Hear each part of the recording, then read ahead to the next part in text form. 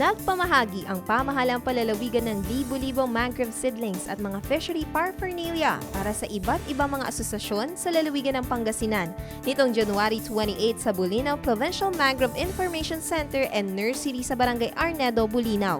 Abot sa 1.5 million pesos ang kabuuang halaga ng mga ipinamahaging gill nets, pond seam nets, engine pumps with axial flow pipe, cast nets at mangrove seedlings.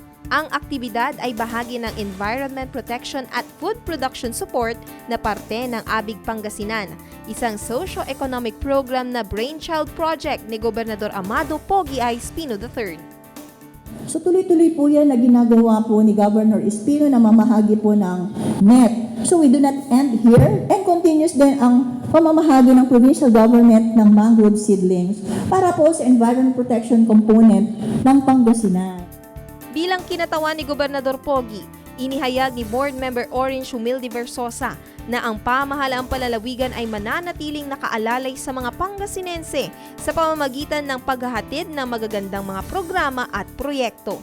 Nais pong ipaabot ng ating mahal na Gobernador Amado Pogi Espino III ay ang pagtulong po ng probinsya sa inyo at pag-alalay na sa lahat ng inyo pong mga ginagawa, ang probinsya po ng Pangasinan ay nandito para tumulong at umalalay sa inyong pangkabuhayan.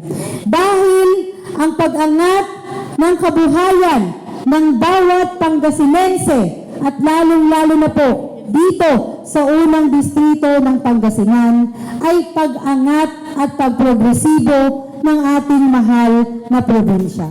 Inaasahan na makatutulong sa mga magsasaka at mangingisda ang mga ipinamahaging kagamitan ng pamahalaang palalawigan. Sana po makakatulong po, especially po kung mga bigay po mga kasangkapan sa ating mga magsasaka at sa ating mga kababayang mangingisda dito po sa lalawigan ng Pangasinan, especially po dito sa 1st District ng Pangasinan. Nagpasalamat kami nga nakarukot ni Apo Gobernador Espino III at dadatoy nga intern na kada kami ka dakkel nga may tulong kada kami. Pasalamat kami Apo Gob. Magpapatuloy ang pamahalang palalawigan sa ilalim ng pamumuno ni Gobernador Pogi sa pagpapatupad ng mga kaparehong programa na makatutulong sa mga magsasaka at mangingisda.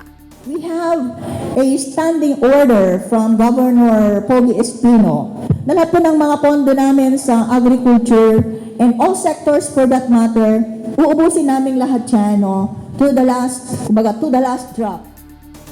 Dumalo rin sa aktibidad ang ilang mga lokal na opisyal ng Bulinaw, ilang municipal agriculturists mula sa iba't ibang mga bayan, at mga miyembro ng iba't ibang farmer at fisher folk associations.